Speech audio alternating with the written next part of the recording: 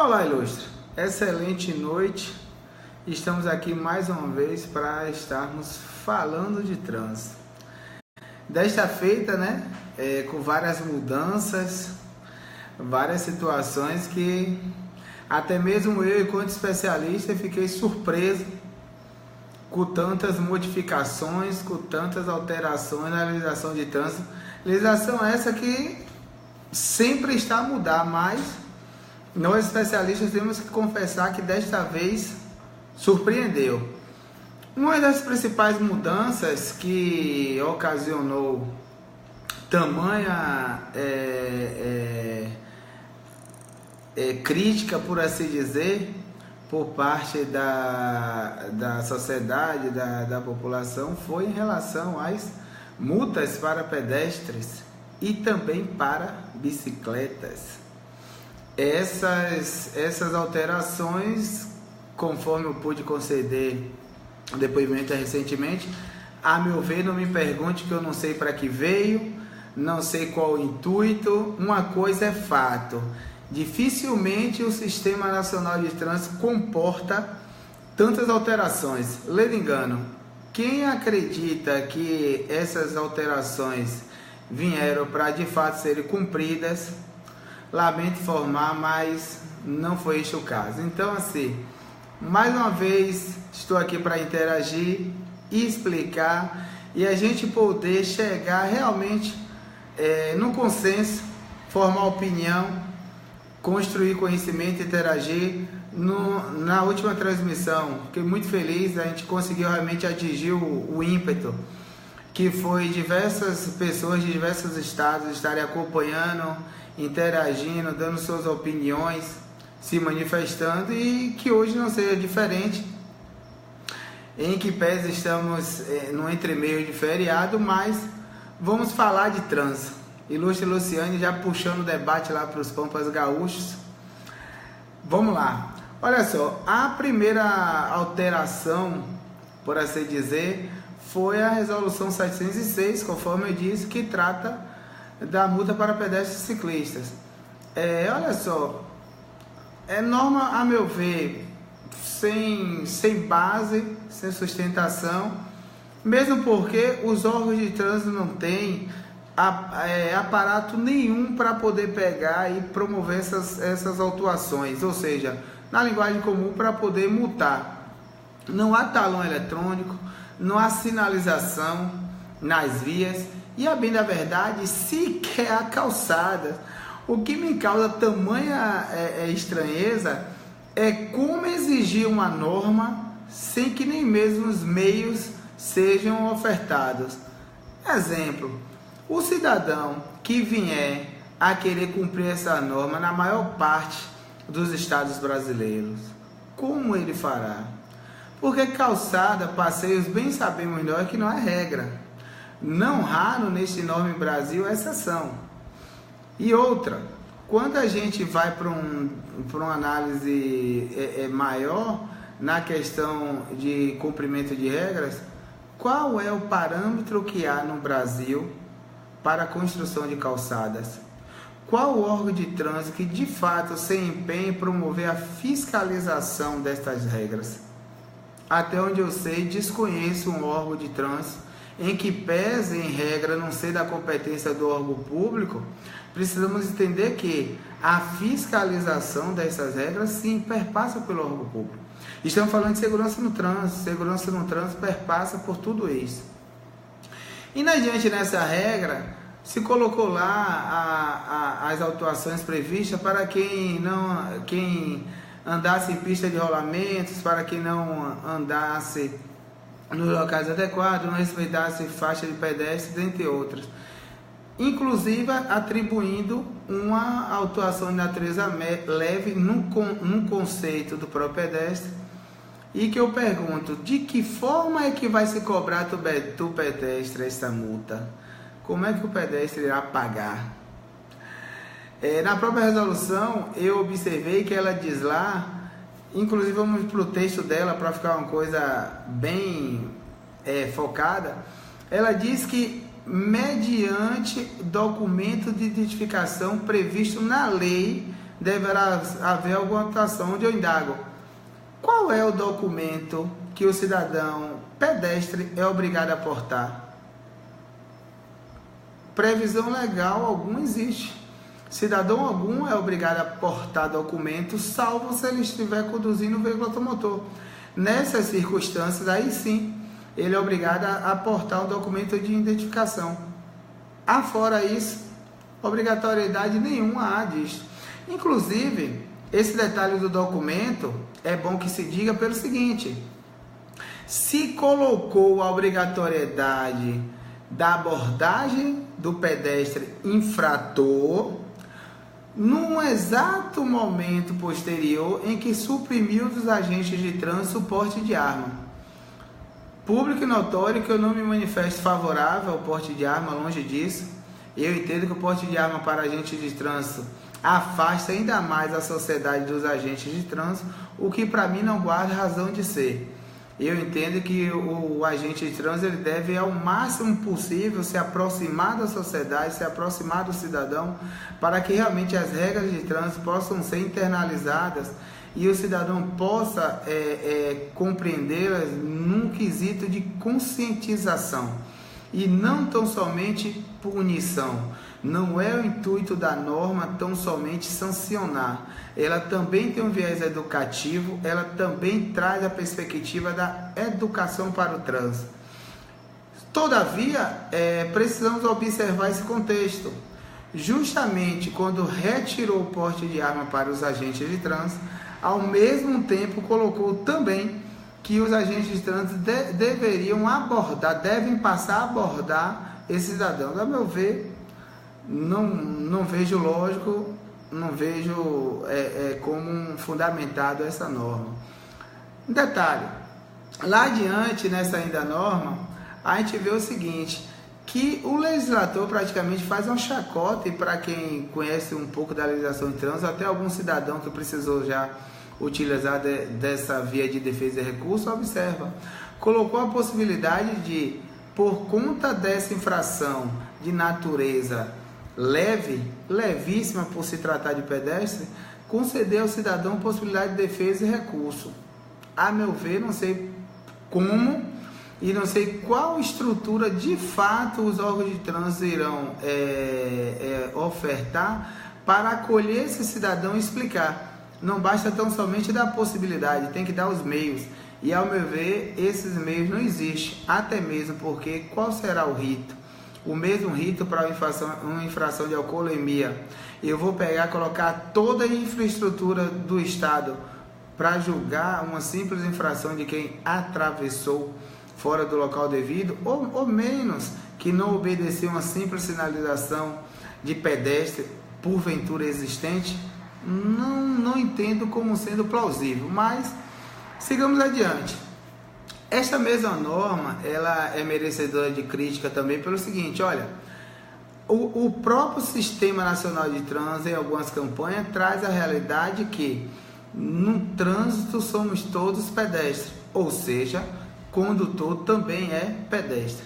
Onde me vem a pergunta: olha, se todo condutor é pedestre, por qual razão essa previsão não buscou apenar também o condutor pedestre? Por qual razão simplesmente apenas o cidadão e não vincula a questão desse cidadão a um eventual documento de habilitação? Adiante, a gente observa nessa norma que ela, mesmo sendo uma norma com valores irrisórios, o Denatran não deixou de prever a possibilidade de arrecadar valores durante a aplicação dessas multas, desses procedimentos. Um exemplo crasso que eu utilizei na entrevista que eu concedi aqui foi o seguinte: a norma é tão esdrúxula que, se nós utilizarmos o exemplo de Dona Maria, uma de qualquer das senhoras que residem em algum dos rincões desse país continental, e for aplicar, imagine só o descalabro dessa cidadã ser autuada, multada, por simplesmente desobedecer uma norma que ela sequer conhecia. eu me pergunto qual vem a ser o nexo, qual vem a ser a lógica de uma norma nesse sentido. Não vejo como sendo a norma plausível, digna de cumprimento. Essa resolução acerca de pedestre e ciclista, a bem da verdade, tende tão somente a prejudicar e muito o cidadão que não conhece a norma, mas tem o intuito e espírito de cumpri-la. Essa cidadã, conforme falei, essa cidadã pode ser punida com o advento dessa mesma norma, independentemente de conhecer ou não. A ninguém é dado direito de desconhecer a lei. Isso é de conhecimento de todos. Mas aí me vem a pergunta: e ao governo é dado o direito de desconhecer a lei? Porque a lei está sendo severamente descumprida, inclusive no caso dessa própria cidadã. Qual é a possibilidade que ela vai ter de pegar e cumpri-la? Nenhuma. Até mesmo conscientização e um trabalho de educação não há. Simplesmente foi lançada a norma e muitas pessoas estão veiculando como se fosse a norma nova, uma norma que realmente surgiu agora e que vai ter um tempo. Lei do engano, essa norma, a bem da verdade, ela já existe uma previsão desde 1997. No entanto, nunca foi cumprida e acredito piamente eu que não será. Ela tem uma previsão de entrada em vigor de 180 dias. 180 dias a contar da sua publicação. Os órgãos também têm até 180 dias para se adequarem. No Brasil, bem sabemos nós que todos deixam para a última hora. E não será diferente com essa norma, com certeza. Uma norma que não será respeitada nem mesmo pelos próprios órgãos de trânsito, que teriam por obrigação evitar esforços para promover seu fiel cumprimento. Dentre algumas peculiaridades, para a gente só fechar aqui essa questão da resolução de pedestre e ciclista, traz-se uma previsão também de autuação, ou seja, penalização para o condutor que pegar e for flagrado dirigindo bicicleta de forma agressiva. Sinceramente, não sei o que vem a ser uma pilotagem de forma agressiva nos termos da legislação de trânsito. Uma pilotagem imprudente, uma pilotagem, por assim dizer, atentatória à integridade física, óbvio que nós bem temos ideia do que vem a ser. Mas o que é conduzir a bicicleta de forma agressiva? Sinceramente, eu não sei. E como será punido o cidadão?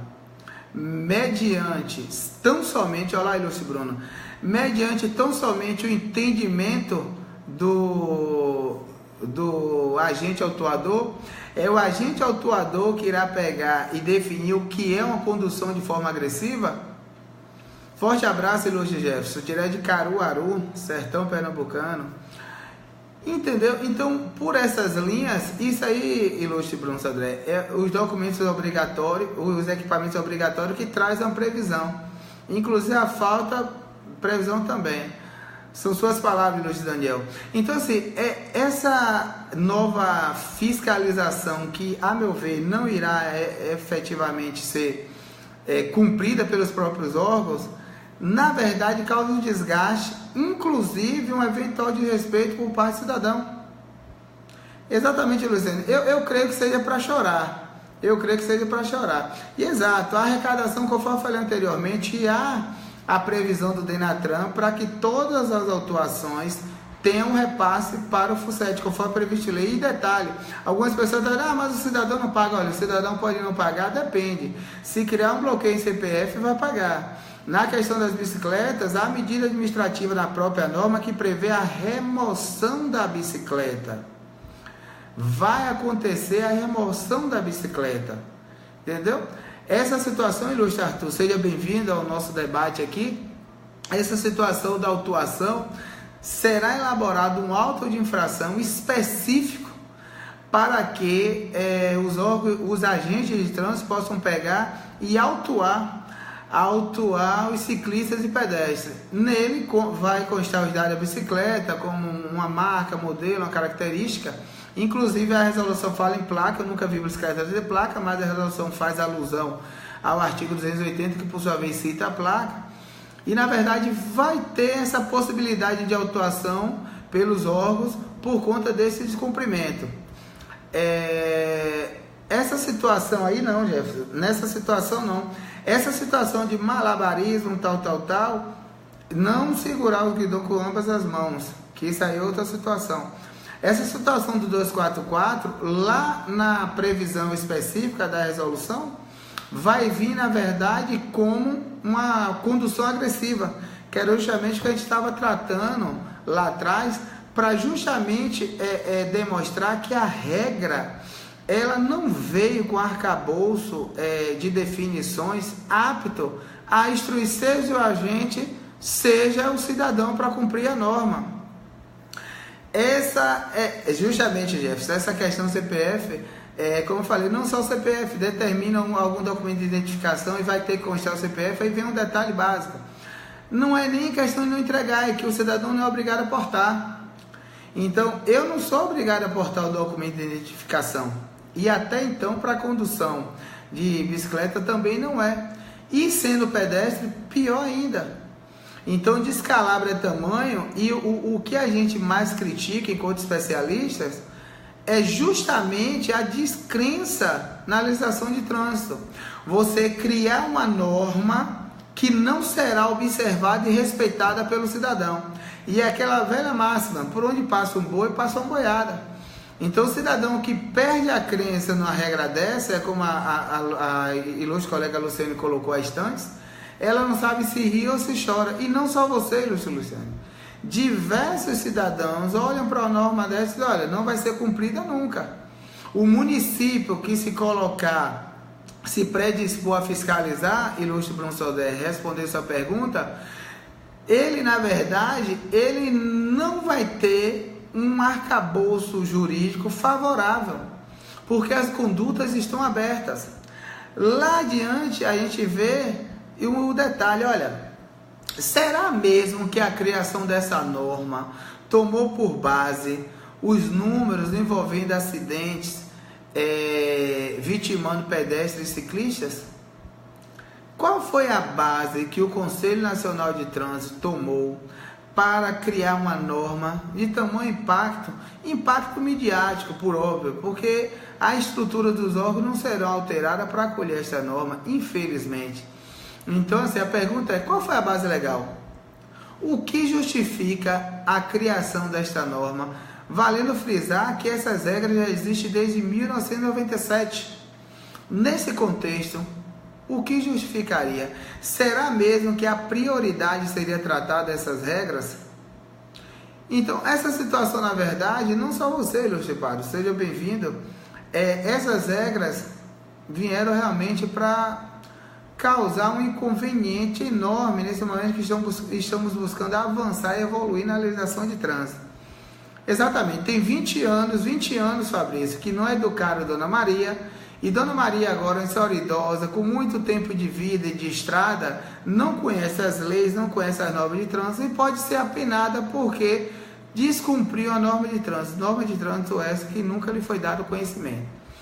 Outro ponto que de forma alguma pode ser esquecido é, como falei anteriormente, os órgãos ganharam 180 dias para se adequarem a estas normas, ou seja, os órgãos de trânsito eles terão até 180 dias para se adequarem.